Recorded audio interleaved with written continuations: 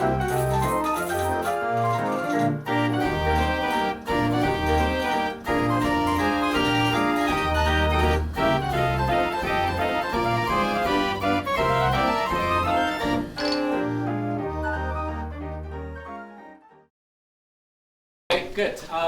We are starting now annual general meeting of New Zealand Piano Tech Tuners and Technicians Guild.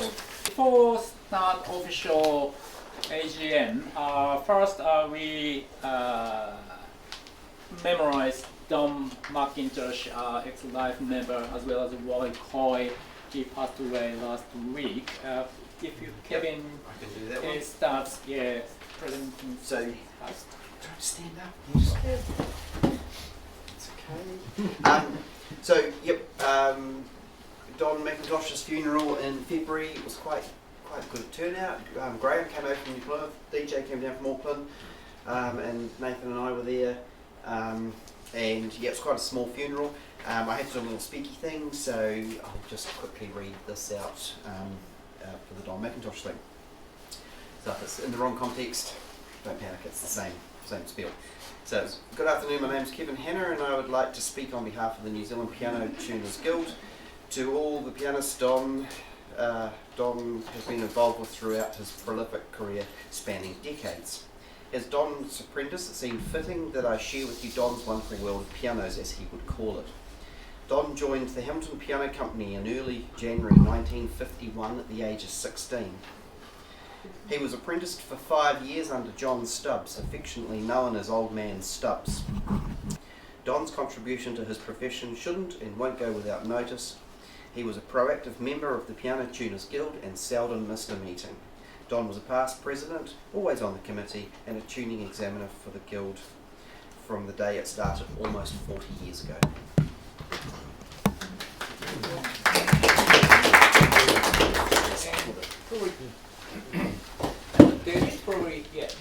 In the same light as Kevin mentioned, Warwick Hoy died last week, and Angela Hoy has asked me if I would say some words at the funeral tomorrow at 2 o'clock at Pies Pa. I will be going.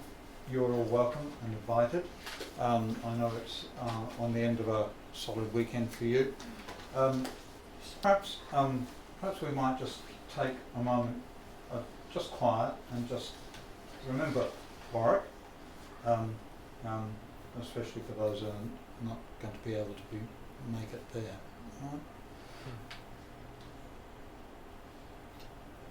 right? First minutes from last AGM, but yeah, I have got this here, so I just read through all and then just check this was correct. So this was the last AGM minutes. So move that they are correct. This is correct, and hope I will second that. You second it. Okay. So this officially accepted. Yeah. Right.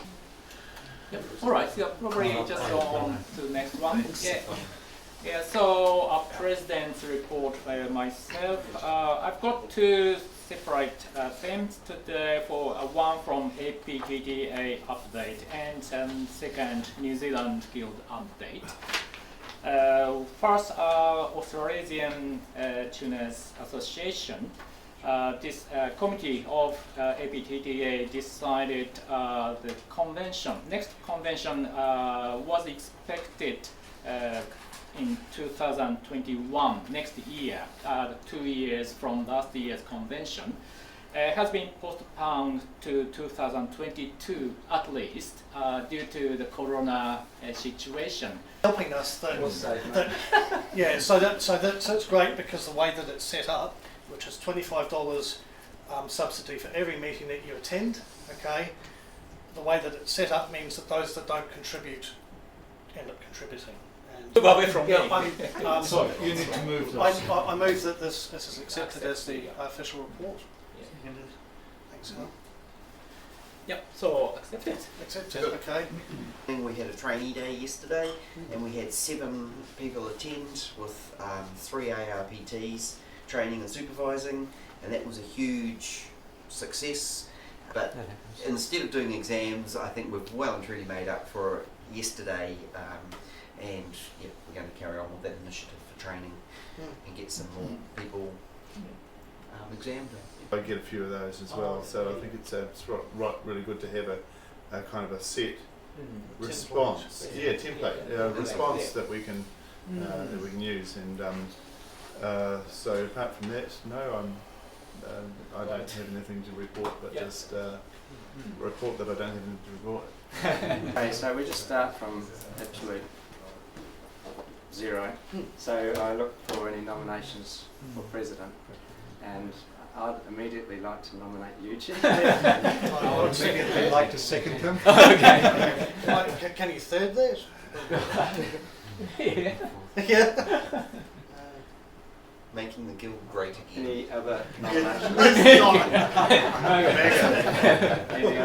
Any further nominations for president? Are we going to have a vote? No. Okay. So Yeah, are you maybe happy to yet accept again. that? Another Okay. year. Well, that's sort of. Yeah. Okay. Already, it seems to work fine. All right. So we'll go straight to secretary. Secretary. So nominations for secretary of the guild. I would Okay. like to immediately, that's the word, nominate Brad McClure. I like. Do you know anything about this position? Oh yeah. Any further nominations for secretary? Can I ask Brad, are you happy to do that role? Yep. Okay. Nominations for treasurer, which is subscriptions and stuff. Do it again, Simon. You got it sussed now? Well, that's it. I'll nominate David. Second that. I accept it. That will be my third year. So after that, someone else's. This is a little topic that I've run past some of the committee members this morning. Some I didn't have a chance to get to talk to. And they're all in favour of what I'd like to propose. I had to write it down because I never remember it. It was my pleasure to recommend that two long-standing members of the New Zealand Piano Tuners and Technicians Guild, who have delivered above and beyond the call of duty, be conferred the honour of life membership. I joined the Guild 40 years ago, in 1980, the year of its founding, when Jim Ashton from Atwaters was chairman and Mrs McElroy was secretary. Committee membership followed soon after, and along the way the two members I speak of were accepted as members of the Guild, who over many years have given remarkable service to the Guild and its members for hosting many workshop weekends and selflessly encouraging members to increase skill levels for the advancement of the profession. Therefore, I'd like to recommend that these two outstanding members be accepted as life members of the Guild, Graham Harvey and David Jenkin. Thank you.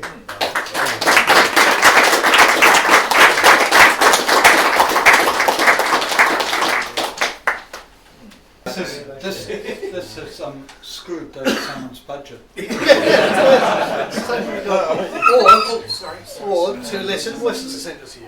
That's fine. Yeah. Well, thank you very much. Yeah, but from my point of view anyway, it's just done out of pure enjoyment. I just enjoy taking part in the group and throwing in a bit of help here and there, and whatever I can do. So It's been well appreciated.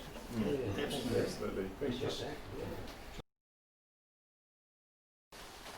that. We should take care about some different parameters. Normally, the piano maker should take care about. I mean,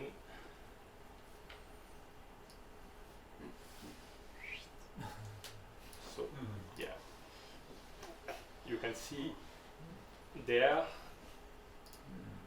that's the shank is not exactly parallel. Okay, and if you make some modification with overcentering, there is an influence, of course. So on the angle. Normally you have to change the board length as well. I will talk about it a little bit later. Not 15, but you can even do something like that. That's not very conventional. But for the back check and for your regulation, for me that's probably the best shape. So very small, very small job. Mostly I use the magic line straight halfway of the key, not halfway of the hammer. That's when you make a keyboard. Normally you should have a line straight between pilot, the balance, the key bushing, the position of the balance, and the front key bushing, or to be exact, the way you play the note, the place you put your finger.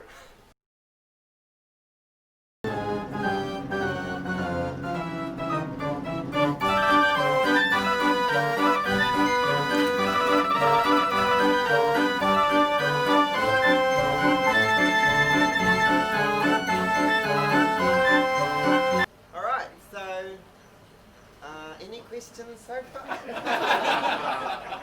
Who played this? I can't play, so there you go. She's a piano, it's a big piano in the background here, and then in this cabinet here, I'll take the covers off and then we can have a little look. So this is our pipe cushion chest, or our blow cabinet. And we'll just start with this one. So in this side here, there's actually a rank of pipes away at the moment, the Vox Humana, which are getting rebuilt, which is really nice. In here we've got 196 pipes. There's normally a bird whistle as well, but I've taken that out at the moment. And you've got a rank of violin pipes, a rank of flute pipes, and then you've got a rank of horns. We are the only ones in the world with brass original Wurlitzer horns, and then in front of that sits Vox Humana. Now let the pedal, yeah. That's your castanets, your bells, is that one, that's your xylophone, and then in the back you've got big drums. You've got your bass drum, which is that guy, you've got a little triangle, you've got horse trot, you've got a steamboat whistle, you've got tambourine, castanets, single tap or tom-tom is what they called them, and you've also got your big fire gong. Did we do that one? Crash. This one? No, that one doesn't work. And then you've also got an automatic drum roll. When we got given we were going to do a slide project thingy, but do you want to go back to the slides? No, it's all good. So when they found this, it was in Auckland in a garden shed, lean-to on a dirt floor, but the roof had collapsed, so water had been pouring through here, and when we got it, we could stick our head through the key bed. So they dragged it out of the garden shed behind a ute, across a lawn, and then it went to a potiki and got put in a shed for 2 years while they fundraised. And they have to fundraise for a feasibility report, and then it gets deemed of National Historic Significance, and then it can be eligible for heritage funding. So this has been heritage funded basically from lotteries, Lions and all those sorts of people. And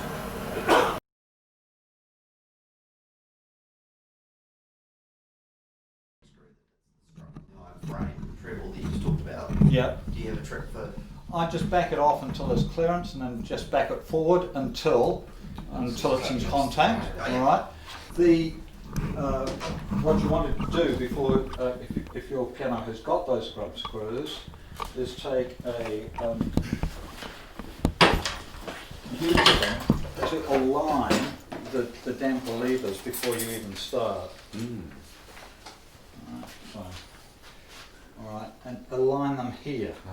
So I would normally choose the first clip, the first single, last single, first bichord, and last bichord, which is masquerading in this model as note 66. This is actually a treble damper, but for the purposes of this article. Talking about round wooden buttons as Oh, opposed round wooden. to Oh, okay. these Yeah, American yeah. ones. Yeah, yeah. Personally, I don't Sorry. like these. Personally, I'd go for the The round ones. Yeah. The European ones. Yeah. Yeah. yeah. Just because you've got more ability to adjustments and things, you can. It's just, I guess, what I'm used to. That's really important. All right.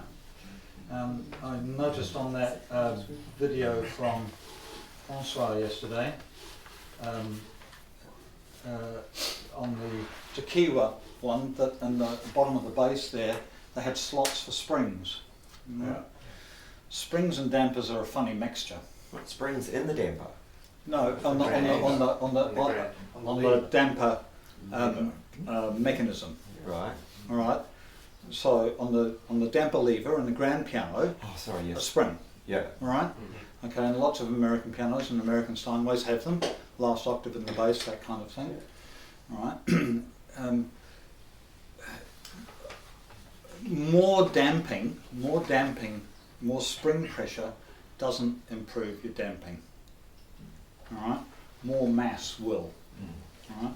All right. If a wall is vibrating because a truck's driving by next door, it makes no difference whether there's a spring against it or something like that.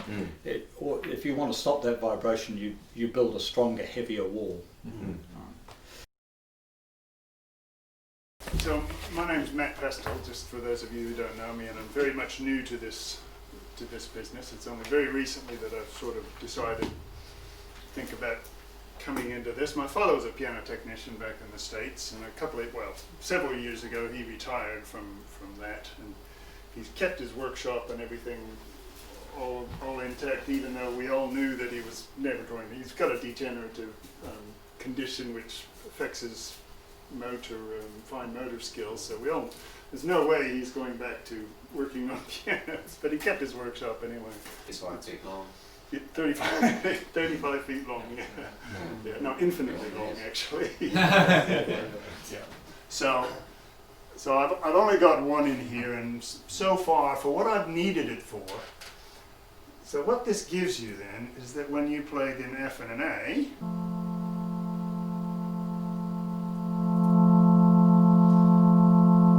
can hear the beat rates there, right? And you can not only hear them, but you can tell that this is a major third. The ratio is 5:4, and the fifth partial of the lower note is at 874.47. The fourth partial of the upper note is at 881, therefore giving you a beats per second of 6.79. There's our octave. So what that's telling us there, octaves and fifths, it will tell you the 2-1 and the 4-2, and also the 6-3. So the 2-1 side of that is well wide of a 2-1, half a beat per second wide of a 4-2, and even half a beat per second, 0.4 beats per second wide. So if you wanted to tighten that up, so now we're between a 4-2 and a 6-3, which is probably where you'd want to tune the piano. So just do this real quick. So quite slow. So find 7 beats a second. They go to better never come around you. Don't wanna see your face, you better disappear. A little more. Just for purposes of this demonstration, let's say that that's it. And at any point in time when you're feeling not confident of where you are, you can look. Oh yeah. Well, that's only 6.12. It's not nearly fast enough. Also, in the setup, I've made it, there's a separate, more options, here we are. So you can use MIDI keys. If you've got a wider keyboard, I've set this up so I can actually use 4 keys on the MIDI keyboard as the up arrows, and the big up arrows and the little up arrows. And so I set that to my G, G sharp, A sharp, and B, which I'm not tuning as part of the temperament. And those are my little adjustments, gross adjustments on the outside. And so I can do everything from here rather than using Yeah. a hand over there. I can do everything. So if I had a bigger keyboard, I'd put those up here. Yeah. Or if I were left-handed, I'd move them down here. But